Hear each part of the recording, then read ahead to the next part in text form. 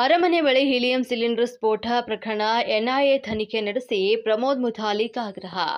ಅರಮನೆ ಬಳಿ helium cylinder ಸ್ಫೋಟ ಪ್ರಕರಣ ಕುರಿತಂತೆ ಎನ್ಐಎ ತನಿಖೆ ನಡೆಸುವಂತೆ ಪ್ರಮೋದ್ ಮುತಾಲಿಕ್ ಆಗ್ರಹಿಸಿದ್ದಾರೆ. ಸಿಲಿಂಡರ್ ಬ್ಲಾಸ್ಟ್ನಲ್ಲಿ 3 ಅಮಾಯಕ ಜೀವಗಳು ಬಲಿಯಾಗಿರುವುದು ನೋವಿನ ಸಂಗತಿಯಾಗಿದೆ. ಘಟನೆ ಬಗ್ಗೆ ಸಂಶಯವಿದ್ದು ಹೀಲಿಯಂ ಗ್ಯಾಸ್ ಬಲೂನ್ ಮಾರಾಟಗಾರರೆಂದು ಹೇಳಿಕೊಂಡಿರುವಂತಹ ಉತ್ತರ ಪ್ರದೇಶದ ಸಲೀಂ ಸೇರಿದಂತೆ 4 ಲಾಡ್ಜ್ನಲ್ಲಿ ಒಂದೇ ಕೊಠಡಿಯಲ್ಲಿ ತಂಗಿದ್ರಂತ ಪೊಲೀಸರು ಹೇಳ್ತಾ ಇದ್ದಾರೆ.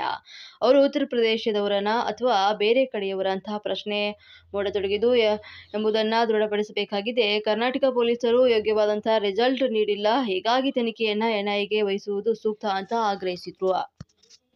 ಬ್ಲಾಸ್ಟ್ ಆಯ್ತಲ್ಲ ಅದರ ಬಗ್ಗೆ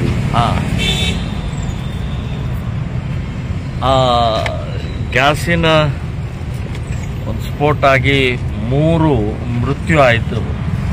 ಅದನ್ನು ನಾನು ಖಂಡಿಸ್ತಾ ಇದ್ದೀನಿ.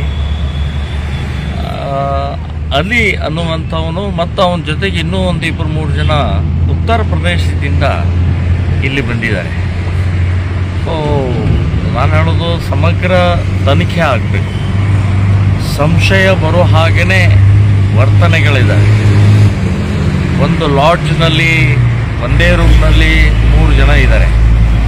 ಸೊ ಅವ್ರದ್ದು ನಿಜವಾಗಿಯೂ ಉತ್ತರ ಪ್ರದೇಶದವರೇನಾ ಅಥವಾ ಇನ್ನೆಲ್ಲಿಂದನೇ ಬಂದಿದ್ದಾರೋ ಅಂತನ್ನುವಂಥದ್ದು ಇದನ್ನು ಸಮಗ್ರ ತನಿಖೆ ಆಗಬೇಕು. ಕರ್ನಾಟಕ ಪೊಲೀಸರಿಂದ ತನಿಖೆಗೆ ಯೋಗ್ಯವಾದಂಥ ಅವರು ರಿಸಲ್ಟ್ ಕೊಡಲ್ಲ. ನಾನು ಹೇಳೋದು ಕೇಂದ್ರದ ಎನ್ಐಎನೇ ತನಿಖೆ ಆಗಬೇಕು.